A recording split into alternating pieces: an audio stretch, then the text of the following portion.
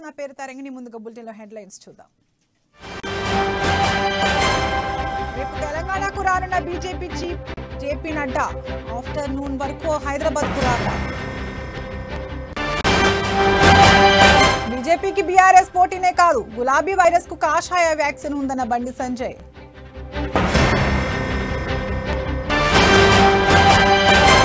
BRS party office ప్రారంభించిన కేసీఆర్ కార్యక్రమానికి ముఖ్య అతిథులుగా హాజరైన అఖిలేష్ యాదవ్, కుమారస్వామి. సివి ఆనంద్ ను కలిసిన టీ కాంగ్రెస్ నేతలు, సోషల్ మీడియా పోస్టులపై సిపికి వివరించిన జగ్గారెడ్డి. ఎఫ్ఆర్ఓ శ్రీనివాస్ హత్య కేసులో సుప్రీంకోర్టు కీలక వ్యాఖ్యలు, పూర్తి నివేదిక ఇవ్వాలని రాష్ట్ర ప్రభుత్వాన్ని ఆదేశించిన ధర్మాసనం.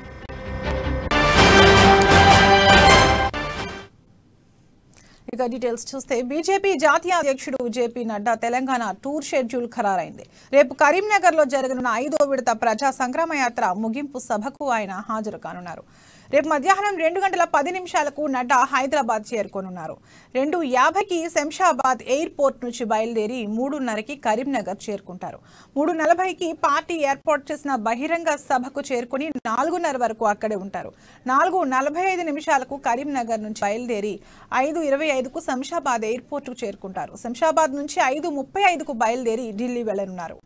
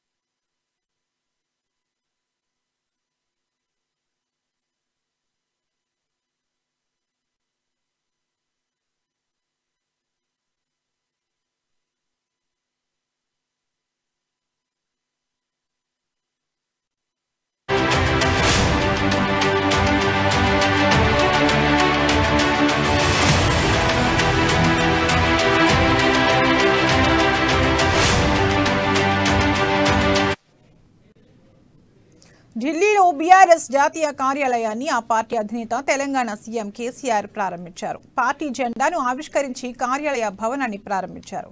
కార్యాలయంలో జరిపించిన రాజశ్యామల నవచండి యాగాల్లో కేసీఆర్ దంపతులు పాల్గొన్నారు. ఈ కార్యక్రమానికి రాష్ట్రం నుంచి మంత్రులు, ఎమ్మెల్యేలు, ఎమ్మెల్సీలు, కార్పొరేషన్ల చైర్మన్లు హాజరయ్యారు. బీఆర్ఎస్ పార్టీ ప్రారంభోత్సవ కార్యక్రమంలో ఉత్తరప్రదేశ్, కర్ణాటక మాజీ ముఖ్యమంత్రులు అఖిలేష్ యాదవ్, కుమారస్వామితో పాటు వివిధ పార్టీల ఎంపీలు, ఇతర నాయకులు పాల్గొన్నారు. కేసీఆర్ సమక్షంలో వివిధ పార్టీల నేతలు బీఆర్ఎస్ లో చేరనున్నట్లు సమాచారం. ఇక ఢిల్లీలో బీఆర్ఎస్ ఆఫీస్ ప్రారంభోత్సవంలో గులాబీ శ్రేణులు పెద్ద ఎత్తున నినాదాలు చేశారు. జై బీఆర్ఎస్, జై కేసీఆర్ అంటూ నినాదాలతో కార్యాలయ ప్రాంగణం హోరెత్తించారు.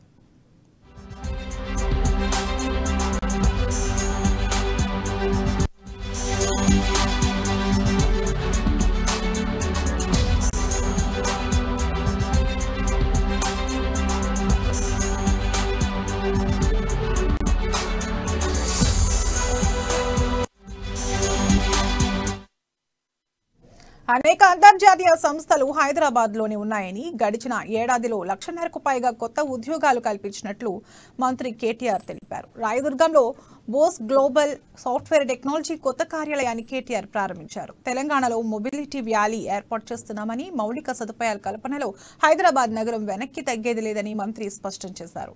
నగర అభివృద్ధికి సీఎం కేసీఆర్ కట్టుబడి ఉన్నారని, దానికి తగిన వేగంతోనే అభివృద్ధి జరుగుతుందన్నారు.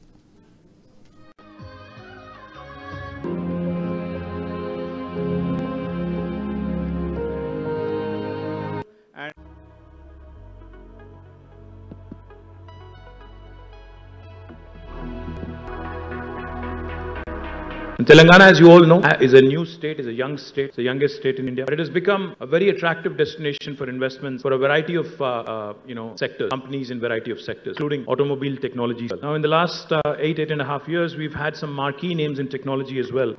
Set up shop in Telangana and Hyderabad primarily. We've had ZF, another German company. We've had Fisker, another large EV company from the US, Stellantis, Hyundai, Ability Electric, and also existing players who already had a base in Hyderabad also have expanded significantly, including Qualcomm, Amazon, Google, Uber, Microsoft, Apple, etc. All of their second largest campuses outside of their headquarters in the US are located today in Hyderabad. We also have several homegrown companies, Indian companies like Mahindra, MRF, Electra, Maitra, Race Energy, all of their new BRS ఒక virus, BJP ఒక vaccine అని, virus కావాలో vaccine కావాలో ప్రజలు నిర్ణయించుకోవాలని తెలంగాణ రాష్ట్ర BJP అధ్యక్షులు బండి సంజయ్ అన్నారు.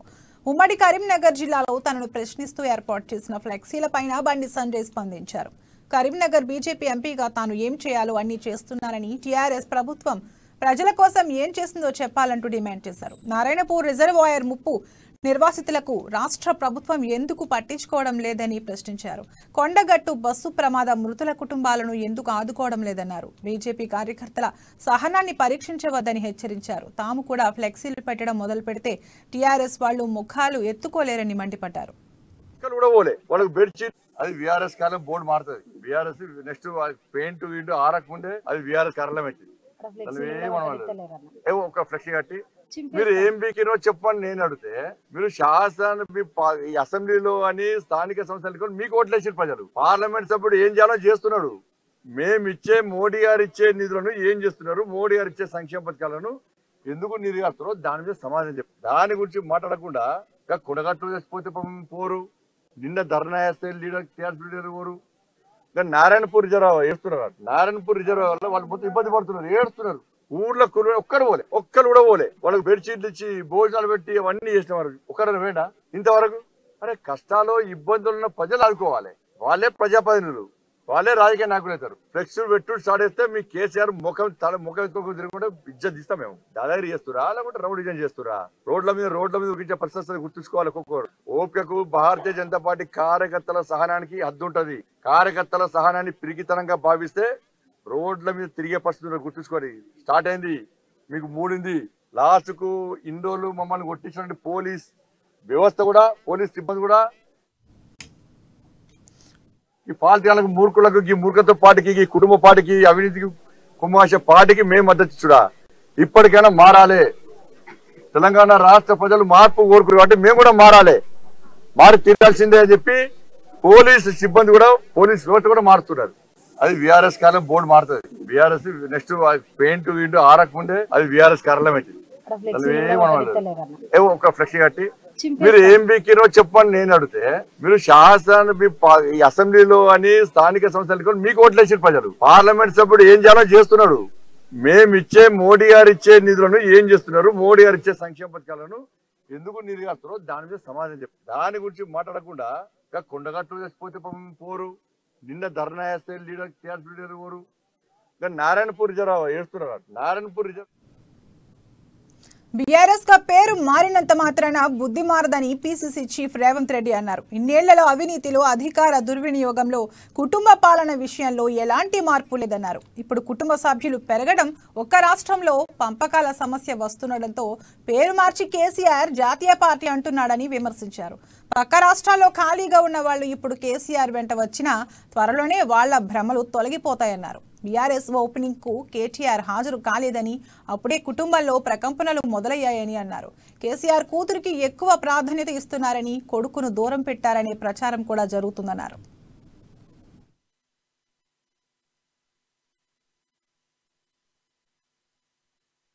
ఉన్నతాధికారులకు విషయం తెలుసుకుందామని, అది మా కాంగ్రెస్ పార్టీ వారు అని చెప్దామని ఫోన్లు చేస్తే ఫోన్లకు అందకుండా తప్పించుక తిరుగుతున్నట్టే వీళ్ళు పోలీసులా దొంగలా అని చెప్పి కాంగ్రెస్ పార్టీ ప్రశ్నిస్తుంది. నిజంగానే అక్కడ ఏదైనా తప్పు జరుగుంటే మీకు వచ్చిన ఫిర్యాదు కాపీని, మీరు నమోదు చేసిన ఎఫ్ఐఆర్ ను మీరు అరెస్టు చేయడానికి లేదా దాడులు చేయడానికి వచ్చిన వారెంట్ కాపీలను ఇచ్చి దర్జాగా బాజాప్తగా పోలీసులు చర్యలు తీసుకునేది ఉండే. కానీ టీఆర్ఎస్ అల్లరి మూకల మాదిరిగా కిరాయి గూండాల మాదిరిగా పోలీసులు కాంగ్రెస్ పార్టీ వార్ రూమ్ మీద దాడి చేసిండ్రు. ఇన్నాళ్లు మేము కష్టపడి సేకరించిన సమాచారాన్ని, డాటాను, తెలంగాణలో ఉన్న పరిస్థితుల మీద మేము సేకరించిన అంచనాలన్నిటిని కూడా ఎత్తుకెళ్లిండ్రు. ఇది దొంగతనం. కేసీఆర్ ఓడిపోతున్న భయంతో కాంగ్రెస్ పార్టీ సాంకేతికంగా క్షుణ్ణంగా మైన్యూట్ లో వర్కౌట్ చేస్తున్న డాటాను ఎత్తుకెళ్లడానికి రకమైన దాడులకు పాల్పడుతున్నాడు. కాబట్టి సునీల్ కనుగోలు టాస్క్ ఫోర్స్ ద్వారా చేస్తున్న పని వల్ల ఇటు నరేంద్ర మోడీ రాష్ట్రంలో పోలీసు రాజ్యం నడుస్తోందని వైఎస్ఆర్టీపీ అధ్యక్షురాలు షర్మిల విమర్శించారు.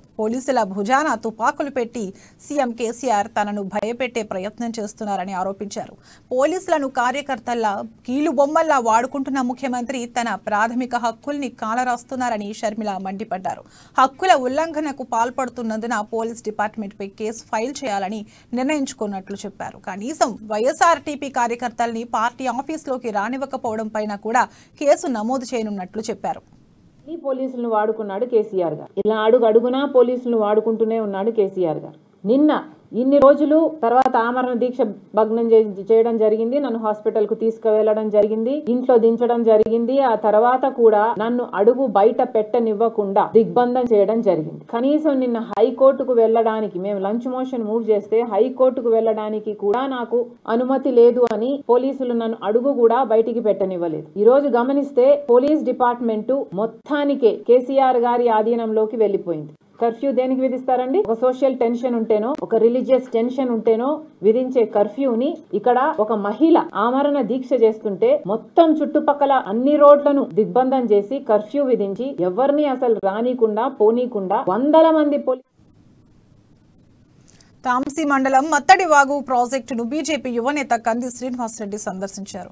ప్రాజెక్టు కింద సాగు విస్తీర్ణం, కాలువల పరిస్థితి విషయాలను స్థానికులను అడిగి తెలుసుకున్నారు. కాలువల ద్వారా శనగ పంటకు నీరందించాలని కోరారు. మత్తడివాగు ప్రాజెక్టు పూడిక పనులు సరిగ్గా జరగకపోవడం వల్ల మట్టి పూడికపోయి పలు ఇబ్బందులతో పంట పొలాలకు అందాల్సిన సామర్థ్యం మేరకు నీరు అందించలేకపోతోందని కంది శ్రీనివాసరెడ్డి చెప్పారు. సకాలంలో పంటలకు అధికారులు నీరు అందించలేకపోతున్నారని ఆయన ఆరోపించారు. మత్తడి ప్రాజెక్టు పై ప్రభుత్వం నిర్లక్ష్యం వీడి మరమ్మతు పనులు త్వరగా పూర్తి చేసి పంట పొలాలకు సమయానికి నీరు అందించాలని శ్రీనివాసరెడ్డి డిమాండ్ చేశారు.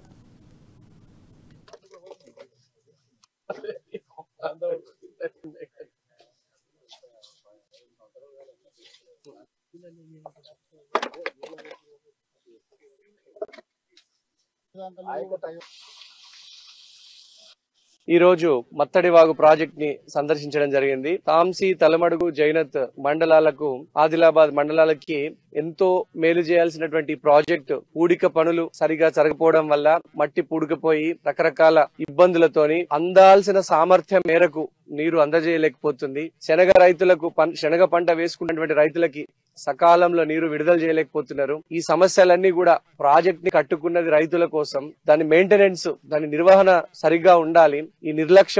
ఈ ప్రభుత్వ నిర్లక్ష్యం వల్ల ఈ ఆయకట్టు ఉండాల్సినటువంటి సామర్థ్యం కంటే అతి తక్కువ సామర్థ్యంలో మనం అందుతోంది. సో ప్రభుత్వాన్ని మేము వెంటనే డిమాండ్ చేస్తున్నాం. వెంటనే ఈ పూడికతీత పనుల్ని బడ్జెట్ కేటాయించి, ప్రత్యేక బడ్జెట్ కేటాయించి పూడికతీతను కంప్లీట్ చేయాలా. ఆ తర్వాత వెంటనే శనగ పంట వేసుకున్నటువంటి రైతులకి సకాలంలో నీరు అందించాలా. ఏ శనగ పంట, ఏ రైతు పంట ఎండిపోయినా కూడా దానికి ప్రభుత్వమే బాధ్యత వహించాలని మేము డిమాండ్ చేస్తాం. అలాగే ప్రాజెక్టు నుంచి గేట్ల సామర్థ్య నిర్వహణ ఓల్డ్ సిటీలో ఉన్న ముస్లింల కోసం పోరాడేది బీజేపీ పార్టీ ఒక్కటే అని గోషామహల్ ఎమ్మెల్యే రాజాసింగ్ అన్నారు. ఓల్డ్ సిటీకి మెట్రో విస్తరణ కోసం బీజేపీ నేతలు నిరసన తెలియజేస్తే ముందస్తు అరెస్టులు చేయడంపై రాజాసింగ్ మండిపడ్డారు. ఎంఐఎం ఫ్లోర్ లీడర్లు అసెంబ్లీలో మెట్రో కావాలంటారని, సీఎం ఛాంబర్కు వెళ్లి మెట్రో వద్దంటారని విమర్శించారు. ఓల్డ్ సిటీ డెవలప్ అయితే ఎంఐఎం పార్టీకి రాజకీయ భవిష్యత్తు ఉండదనే, అభివృద్ధి కానివ్వడం లేదని రాజాసింగ్ ఆరోపించారు. హైదరాబాద్ పాత బస్తీలో బీజేపీ నేతలు ఆందోళనకు దిగారు. మెట్రో రైలును పాత బస్తీ వరకు విస్తరించాలని డిమాండ్ చేశారు. అయితే ర్యాలీకి అనుమతి లేదంటూ బీజేపీ నాయకులను అరెస్ట్ చేసి పోలీస్ స్టేషన్ కు తరలించారు. అదే పొల్యూటెడ్ వాటర్, అదే పాడైన రోడ్లు, అదే అన్డెవలప్మెంట్. నేను ముస్లిం సోల్కి ఒక్కటి చెప్తున్నా, మీకు కరెక్ట్ అయిన డెవలప్మెంట్ కావాలంటే భారతీయ జనతా పార్టీకి మీరు సపోర్ట్ చేయండి. అప్పటి వరకు మీ ఏరియా డెవలప్మెంట్ కాదు. వచ్చే government Bharatiya Janata party government. ఈ మాట మీరు యాద్ పెట్టుకో. ఓల్డ్ సిటీ ముస్లిం సోల్కి చెప్పేది ఒక్కటే, ఇప్పటికైనా కౌలు రైతులకు లోన్లతో పాటు నష్టపరిహార గుర్తింపు కార్డులు ఇవ్వాలని టీజేఏసీ అధ్యక్షుడు కోదండరాం అన్నారు. హైదరాబాద్ సుందరయ్య విజ్ఞాన కేంద్రంలో కౌలు రైతుల పరిస్థితులపై రౌండ్ టేబుల్ సమావేశం నిర్వహించారు. ఈ సందర్భంగా చిన్న సన్నకారు రైతులకు ప్రభుత్వం ప్రోత్సాహకాలు అందించాలన్నారు కోదండరాం. రాష్ట్రంలో కౌలు రైతుల ఆత్మహత్యలు పెరుగుతున్నాయని రైతు స్వరాజ్య వేదిక నేతలు ఆరోపించారు. రాష్ట్రంలో వ్యవసాయ రంగాన్ని ధ్వంసం చేస్తున్నారని రిటైర్డ్ ఐఏఎస్ ఆకునూరి మురళి తెలిపారు. కౌలు రైతు మేము గుర్తించం, ఆయన నిర్ద్వందంగా ప్రకటించండి మేము గుర్తించమని చెప్పి. గుర్తించవలసిన అవసరం ఏంది అనేది ఇది చూస్తే అర్థం. ఎందుకు గుర్తించాలి అనంటే వాళ్లకు వచ్చే ఆదాయంలో కౌలు పేరుతో కొంత పోతున్నది, వాళ్లకు రుణాలు దొరకట్లేదు, ఎక్కువ వడ్డీ రేటుకు రుణాలు తెచ్చుకోవాల్సి వస్తుంది, వాళ్ళు అమ్ముకోవటం చాలా కష్టంగా ఉంది. ఎందుకంటే మీరు అంగటికి పోయి వడ్లమ్మాలి అంటే ఓనర్షిప్ ఉండాలి, లేకపోతే ఏమవుతుందంటే ఎవరో ఒకరి పేరుతోని వాళ్ళు కాగితం తెచ్చుకొని అమ్ముకుంటారు, వాళ్ళ అకౌంట్ లో పడ్డ పైసలు మళ్లీ ఇడిపించుకోవటం అనేది మళ్ళీ కష్టమైన పని. అన్ని ఇబ్బందులు ఇవాళ ఈ కౌలు రైతులు ఎదుర్కొంటున్నారు. అన్నిటికంటే మించి కొన్ని చోట్లనైతే కౌలు రేటు చాలా ఎక్కువ. మీరు ఆ గోదావరి ఒడ్డుకు మహదేవ్పూర్ ప్రాంతంలో గాని అటు ఖమ్మం దిక్కు గాని 40,000 వారు చూసిన గ్రామంలోనే ఉంది. నేనైతే 50,000 60,000 కౌలు గురించి కూడా నేను విన్నా. అక్కడ ఒక ప్రత్యేక రకమైన ఉస్మానియా యూనివర్సిటీ విద్యార్థులు సివిల్ సర్వీసెస్ పరీక్షల్లో రాణించి ఐఏఎస్, ఐపీఎస్ తదితర అత్యున్నత స్థాయి ఉద్యోగాలు సాధించాలని రాష్ట్ర ప్రభుత్వ ప్రధాన కార్యదర్శి సోమేష్ కుమార్ ఆకాంక్షించారు. ఉన్నత విద్యామండలి చైర్మన్ ప్రొఫెసర్ లింబాద్రి సహా పలువురు సీనియర్ ఐఏఎస్లు, ప్రొఫెసర్లతో కలిసి ఉస్మానియా విశ్వవిద్యాలయంలో ఏర్పాటు చేసిన సివిల్ సర్వీసెస్ అకాడమీని ఆయన ముఖ్య అతిథిగా హాజరై ప్రారంభించారు. ఈ సందర్భంగా రాష్ట్ర ప్రభుత్వం పలు దఫాలుగా ఉద్యోగ ప్రకటనలు విడుదల చేస్తూ వస్తోందని విద్యార్థులు ఈ అవకాశాన్ని సద్వినియోగం చేసుకుని బాగా కష్టపడి ఉద్యోగాలు సాధించాలని సూచించారు. రాష్ట్రపతి ఉత్తర్వుల వల్ల రాష్ట్రంలో తప్ప మరి ఏ రాష్ట్రంలోనూ స్థానిక విద్యార్థులకు 95% రిజర్వేషన్లు లేవని గుర్తు చేశారు.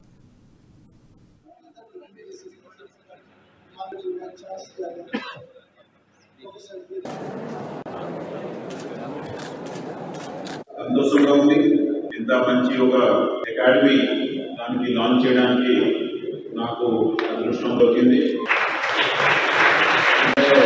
వైస్ ఛాన్సలర్స్ ఒక మీటింగ్ లో నేను రిక్వెస్ట్ చేశాను, ఈ యూనివర్సిటీలో వాళ్ళ ఎంప్లాయబిలిటీ కోసం వాళ్ళకి మంచి ఉద్యోగం రావడానికి ఇలాంటి అకాడమీ అవ్వాలి. I would like to congratulate the vice chancellor. Innovated everything, made it look so beautiful that history will remember you for such a great initiative. This is not easy because it is a old building and you don't get the people who can do such work also today. Now, this subject is very dear to me. సంతోషంగా ఉంది. ఇంత మంచి ఒక academy దానికి launch చేయడం. Tea Congress నేతలు Hyderabad CP CV ఆనంద్ను కలిశారు. నిన్న జరిగినటువంటి ఘటనను వివరించినట్లు సంగారెడ్డి ఎమ్మెల్యే జగ్గారెడ్డి తెలిపారు. బీజేపీ వాళ్ళు రాహుల్ గాంధీ మీద పెట్టిన సోషల్ మీడియా పోస్టుల కంటే కేసీఆర్, కవిత, కేటీఆర్ల మీద పెట్టిన పోస్టులు సభ్యతతోనే ఉన్నాయని జగ్గారెడ్డి తెలిపారు. కాంగ్రెస్ పార్టీ సోషల్ మీడియా పెట్టే పోస్టులు ఎవరిని కించపరిచేలా ఉండవన్నారు.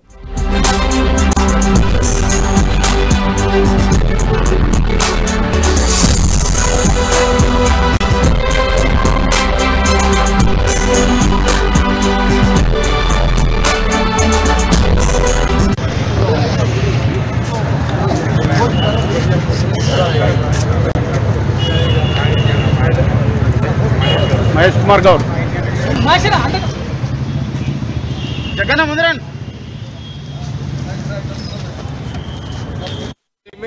అంటే ఒక విషయం ఏంటంటే ఈ రాష్ట్రంలో, తెలంగాణ రాష్ట్రంలో అధికారంలో టీఆర్ఎస్ పార్టీ, ప్రతిపక్షంలో ఉన్నది ప్రధానంగా కాంగ్రెస్ పార్టీ.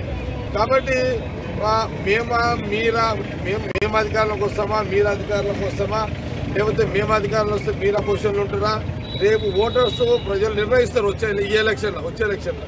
కానీ ఆ పోస్టులు ఎక్కడి నుంచి వచ్చాయి, ఎవరు పెట్టారనేది ఇన్వెస్టిగేషన్లో ఉంది.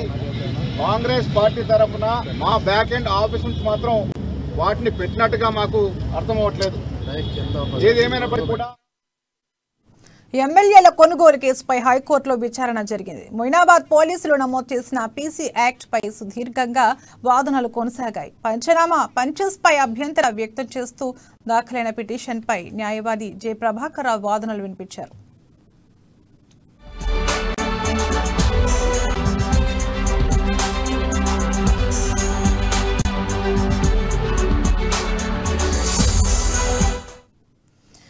యాక్ట్లోని జీవో 268 ప్రకారం సిట్ విచారణ చేయడానికి వీల్లేదని న్యాయవాది తెలిపారు. ఘటన జరిగిన తర్వాత ఇన్ని రోజులకు 164 సిఆర్పిసి స్టేట్మెంట్ రికార్డు చేయడాన్ని పిటిషనర్ తరపు న్యాయవాది తప్పుపట్టారు.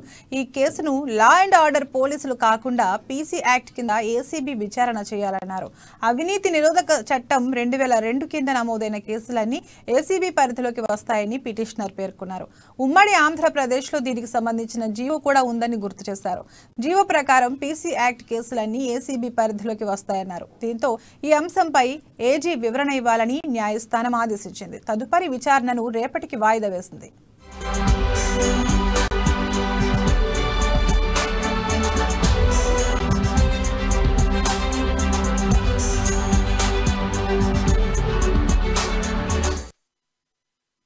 కాంగ్రెస్ పోస్టులపై కేసులు నమోదయ్యాయని CCS cyber crime joint CP Gajarao Bhupal అన్నారు. ఇతరులను కించపరిచేలా పోస్టులు పెడుతున్నారని చెప్పారు. ఈ కేసులకు సంబంధించి 3 కస్టడీకి తీసుకుని నోటీసులు ఇచ్చామని చెప్పారు. వారి నుంచి 10 ల్యాప్టాప్లు, మొబైల్ ఫోన్లను స్వాధీనం చేసుకుని సీజ్ చేశామన్నారు. టెక్నాలజీ సాయంతో లొకేషన్ను కనుక్కున్నామని చెప్పారు. ఇన్ని రోజులు రహస్యంగా సోషల్ మీడియాలో పోస్టులు పెట్టారని వెల్లడించారు. సైబర్ క్రైమ్ పిఎస్ తో పాటు మరో 4 పోలీస్ స్టేషన్లలో కేసులు నమోదయ్యాయని జాయింట్ సిపి చెప్పారు. ఫిర్యాదుదారుల గురించి మాట్లాడిన ఆయన ప్రధాని మోడీ వచ్చి స్వయంగా కంప్లైంట్ చేయలేరు కదా అని ప్రశ్నించారు. అరెస్టైన 3 సునీల్ కనుగోలుకు చెందిన మైండ్ షేర్ యునైటెడ్ ఫౌండేషన్ ఆఫీసును నడుపుతున్నారని జాయింట్ సిపి తెలిపారు. లీగల్ గానే నోటీసులు ఇచ్చి రైడ్ చేశామని పేర్కొన్నారు. ఇవన్నీ కూడా యాక్సెప్టెడ్ ప్రొసీజర్ లో యాక్సెప్టెడ్ లీగల్ టర్మ్స్ లోనే అంత పూర్తిగా సాధ్యనేని ఇషాంత్ శర్మ వీళ్ళు 3 మాకు దొరికారు. అది కాకుండా ఈ ఆఫీస్ నడిపేది సునీల్ కొనుగోలు అనే అతను కింద వీళ్ళందరూ పనిచేస్తున్నట్టు మనకి తెలుస్తోంది. Pratap, Sri Pratap, Shashank Kartineni, Ishant Sharma. Yes, as per their confession, we made the laptops, CPUs, mobile phones కూడా అక్కడ సీజ్ చేయడం జరిగింది. ఇవన్నీ కూడా లీగల్ తరహాలో చేయడం జరుగుతుంది. ఇందులో ఎటువంటి ఇల్లీగల్ థింగ్ అయితే పోలీస్ వైపు నుంచి లేవు. అన్ని కూడా యాజ్ పర్ లా చేస్తున్నాం. వాళ్ళని కస్టడీ తీసుకోవడం, తర్వాత నోటీసెస్ ఇవ్వడం, ఇవన్నీ కూడా యాక్సెప్టెడ్ ప్రొసీజర్ లో యాక్సెప్టెడ్ లీగల్. గాంధీ భవన్ వద్ద కాంగ్రెస్ నేతలు దీక్షకు దిగారు. కాంగ్రెస్ వార్ రూమ్ లో పోలీసుల సోదాలపై మండిపడుతున్న నాయకులు ఇవాళ ప్రగతి భవన్ ముట్టడికి సిద్ధమయ్యారు. ఈ క్రమంలో అప్రమత్తమైన పోలీసులు గాంధీ భవన్ వద్ద భారీగా బలగాలను మోహరించారు. కాంగ్రెస్ కార్యకర్తలు కేసీఆర్ దిష్టిబొమ్మను దహనం చేసిన అనంతరం ప్రగతి భవన్ ముట్టడికి సిద్ధం కాగా పోలీసులు వారిని గాంధీ భవన్ వద్ద అడ్డుకున్నారు. దీంతో పోలీసులు కాంగ్రెస్ నేతల మధ్య వాగ్వాదం జరిగింది. పోలీసులు అడుగడుగున అడ్డుకోవడంతో పార్టీ నాయకులు గాంధీ భవన్ వద్ద దీక్ష చేపట్టారు. మరోవైపు కమాండ్ కంట్రోల్ సెంటర్ ను ముట్టడిస్తామని కాంగ్రెస్ పిలుపునిచ్చిన నేపథ్యంలో సీసీసీ చుట్టూ భారీగా పోలీసులు మోహరించారు. కమాండ్ కంట్రోల్ సెంటర్ చుట్టూ ఉన్న హోటళ్లు, రెస్టారెంట్లలో సోదాలు నిర్వహిస్తున్నారు. ఎవరు అనుమానాస్పదంగా కనిపించినా వారిని అదుపులోకి తీసుకుంటున్నారు. ఇప్పటి వరకు 2 అదుపులోకి తీసుకున్న పోలీసులు వారిని ప్రశ్నిస్తున్నారు.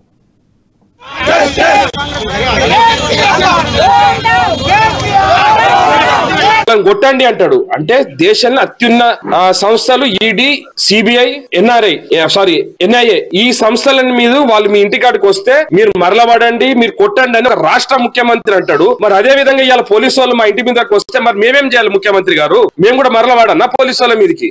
మీరు చేస్తేనేమో ఒకటి, మేము చేస్తేనేమో ఇదా? మేము ప్రజల సమస్యల గురించి అడుగుతున్నాం. నువ్వు పోయి ఢిల్లీలో బీఆర్ఎస్ పెట్టుకొని ఇవాళ మమ్మల్ని అందరిని అరెస్ట్ చేస్తా, ఇవాళ అది చేస్తా. ఇవాళ కాంగ్రెస్ పార్టీ మీకు ఇవాళ తెలంగాణ ఇవ్వకపోతే నీ టీఆర్ఎస్ ఎక్కడ ఉండేది? నీ బీఆర్ఎస్ ఎక్కడ ఉండే? ఇవాళ మేము తెలంగాణ ఇచ్చిన వాళ్ళం కాబట్టి మమ్మల్ని ఇట్లా అరెస్ట్ చేస్తుండే, మమ్మల్ని అంగదొక్కుంటా మా మీదకి ఇంత దాడులు చేస్తున్నారు. మీరు మీ కూతుర్ని ఒక మాట అరవింద్ అన్నందుకు, ధర్మపురి అరవింద్ అన్నందుకు ఆయన ఇంటి మీద పోయి దాడి చేసిండ్రు. మరి మేము మీ ఇంటికి మిమ్మల్ని మన అన్నమా దాడి చేస్తున్నాం ఇంటి మీదకి వచ్చి? కాబట్టి కాంగ్రెస్ పార్టీ తరఫున మేము తీవ్రంగా ఖండిస్తున్నాము. మీరు ఇవాళ ఒక్కరోజు మమ్మల్ని ఆపుతారేమో, రేపు ఉంది, ఎల్లుండి ఉంది, ఎన్ని రోజులని మమ్మల్ని ఆపుతారు? మమ్మల్ని ఎన్ని రోజులు కాంగ్రెస్ నేతల నిరసన పలు చోట్ల ఉద్రిక్తతకు దారితీస్తుంది. గాంధీ భవన్ దగ్గర పార్టీ సీనియర్లు ఆందోళన చేపట్టగా కమాండ్ కంట్రోల్ సెంటర్ ముట్టడికి పార్టీ కార్యకర్తలు యత్నించారు. దీంతో 2 చోట్ల ఉద్రిక్త పరిస్థితి నెలకొంది. కాంగ్రెస్ నేత ఖైరతాబాద్ కార్పొరేటర్ విజయారెడ్డిని పోలీసులు అడ్డుకున్నారు. పోలీసులు ఆమెను బలవంతంగా లాక్కెళ్లి అరెస్ట్ చేశారు. దీంతో ఆమె ఒక్కసారిగా కింద పడిపోయారు. మహిళా పోలీసులు విజయారెడ్డిని పోలీసు వ్యాన్లోకి ఎక్కించారు.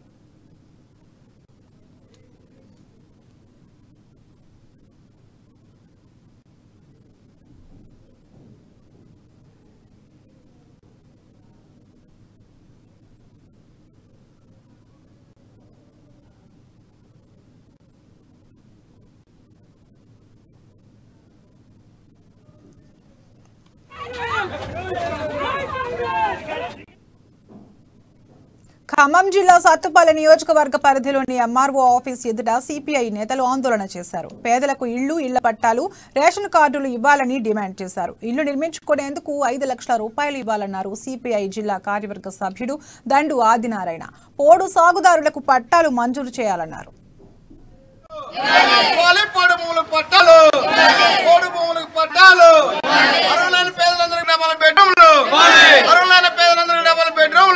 ఈ దళిత సమస్యల మీద రాష్ట్ర వ్యాప్తంగా కమ్యూనిస్ట్ పార్టీ సిపిఐ నాయకత్వంలో ఈ రోజు మనం ఆందోళన సాగిస్తా ఉన్నాం. ఈ ఆందోళనలో పాల్గొన్న మీ అందరికీ ధన్యవాదాలు తెలియజేస్తూ గంగారంలో గానీ, చెరుకుపల్లిలో గానీ, సత్తుపల్లి టౌన్ లో గానీ, విరాట్ నగర్ గానీ, రాజీవ్ నగర్ గానీ, ఎన్టీఆర్ కాలనీ గానీ, వెంకటరావు నగర్ గానీ, అదే విధంగా ఏ ప్రాంతంలో అయినా ఇళ్ల స్థలాల పేదల సమస్యల మీద ఈ ఊరు పుట్టినటువంటి వాళ్ళు అక్కడ నారాయణపేట పట్టణంలోని బహార్పేట్ కౌన్సిలర్ వెంకట మేస్త్రి నారాయణమ్మ ఆధ్వర్యంలో అయ్యప్ప స్వామి పడి పూజ ఘనంగా నిర్వహించారు. ఇందులో భాగంగా స్వామివారికి ప్రత్యేక పూజలు నిర్వహించారు.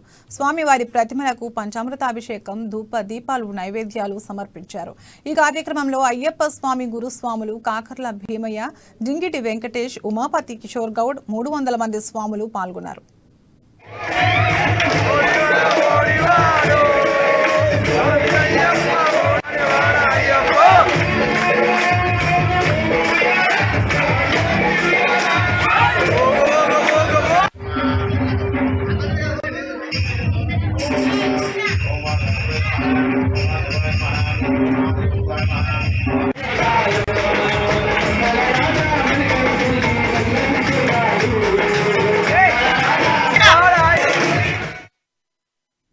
ఖమ్మం జిల్లా సత్తుపల్లి పట్టణంలో స్థానిక విశ్వశాంతి విద్యాలయంలో సామాన్య సేవా బాధితుల సేవా సంఘం ఆధ్వర్యంలో నిరుపేద వృద్ధులు, వికలాంగులు, వితంతువులకు దుప్పట్లు పంపిణీ చేశారు. విపరీతమైన చలి తీవ్రత పెరిగిపోవడంతో పేద వృద్ధులు, వికలాంగులు, వితంతువులు ఇబ్బంది పడకుండా ఉండాలనే మంచి ఉద్దేశంతో దుప్పట్లు పంపిణీ చేస్తామన్నారు సంఘం అధ్యక్షుడు కూరపాటి నాగేశ్వరరావు.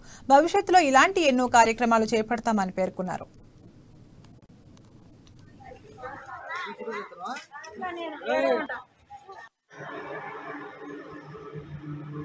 పట్టణంలో విశ్వశాంతి పాఠశాల యందు వృద్ధులు, వికలాంగులు, వితంతువులకి ఈ దుప్పట్ల పంపిణీ కార్యక్రమం అన్నది చేయటం జరిగింది. సామాన్య బాధితుల సేవా సంఘం మరికొంతమంది బీఈడీ విద్యార్థుల తోడ్పాటుతో ఈ కార్యక్రమం విజయవంతంగా జరిగింది. ఇంకా ఇలాంటి కార్యక్రమాలు ఎన్నో చేయడానికి మా సామాన్య బాధితుల సేవా సంఘం ముందుకు రానుంది. దీనికోసం మరింత మంది తోడ్పాటు కలిగించాలని, మాకు ఎన్నో ఇలాంటి సహాయ సహకారాలు అందించడం వల్ల ఇలాంటి ఖమ్మం జిల్లా ఏనుకూరు మండల కేంద్రం మండల పరిషత్ కార్యాలయం సమీపంలో రోడ్డు దాటుతున్న బైక్ ను ఆర్టీసీ బస్సు ఢీకొట్టింది. ఈ ప్రమాదంలో బైక్ పై ప్రయాణిస్తున్న 2 వ్యక్తులకు, బస్సులో ప్రయాణిస్తున్న పలువురు ప్రయాణికులకు స్వల్ప గాయాలయ్యాయి. ఖమ్మం నుంచి మనుగూరు వెళ్తున్న ఆర్టీసీ బస్సు ఏనుకూరు మండల కేంద్రంలోని ఎంపీడీఓ ఆఫీస్ ఎదురుగా రోడ్డు దాటుతుండగా బైక్ ను ఆర్టీసీ బస్సు ఢీకొట్టింది. ప్రమాదంలో గాయపడిన వారిని పోలీసులు ఏనుకూరు ప్రభుత్వ ఆసుపత్రికి తరలించారు. ఘటనపై కేసు నమోదు చేసుకున్న పోలీసులు దర్యాప్తు చేస్తున్నారు.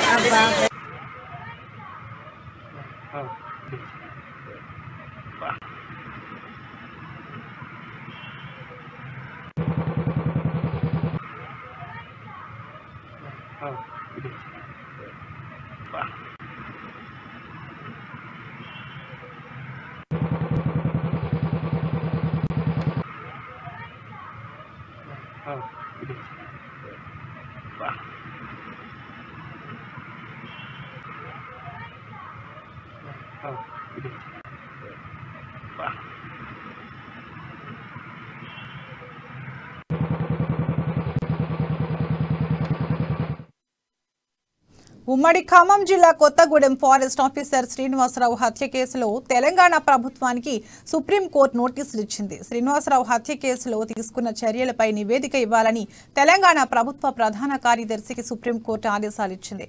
జస్టిస్ గవాయ్, జస్టిస్ విక్రమ్నాథ్లతో కూడిన బెంచ్ సుప్రీంకోర్టులో వాదనలు వినిపించింది. అడవుల వ్యవహారాలపై సుప్రీంకోర్టులో న్యాయ సలహాదారుగా ఉన్న న్యాయవాది ఏడిఎన్ రావు ఈ ఘటనను సుప్రీం దృష్టికి తీసుకువచ్చారు.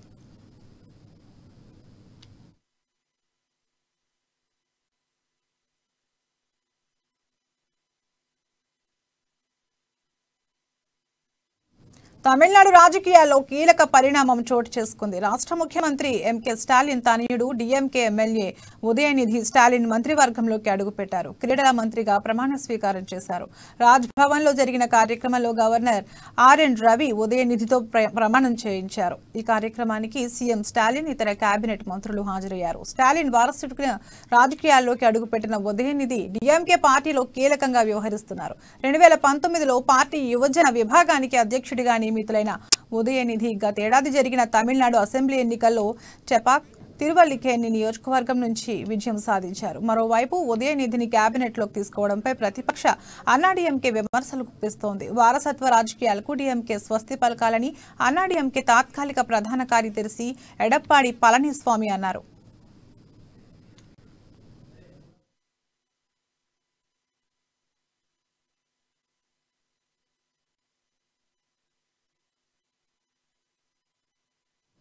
దేశీయ స్టాక్ మార్కెట్లు ఈ రోజు కూడా లాభాలు ముగిశాయి. వరుసగా రెండో రోజు లాభపడ్డాయి. మన దేశంతో పాటు అమెరికా ద్రవ్యోల్బణం తగ్గడం ఇన్వెస్టర్ల సెంటిమెంట్ ను బలపరిచింది. ఈ నేపథ్యంలో ఈ రోజు ఉదయం లాభాలతో ట్రేడింగ్ ను ప్రారంభించిన మార్కెట్లు చివరి వరకు లాభాల్లోనే కొనసాగాయి. ఈ రోజు ట్రేడింగ్ ముగిసే సమయానికి సెన్సెక్స్ 145 పాయింట్లు లాభపడి 62,677కి పెరిగింది. నిఫ్టీ 52 పాయింట్లు పుంజుకుని 18,660 వద్ద స్థిరపడింది.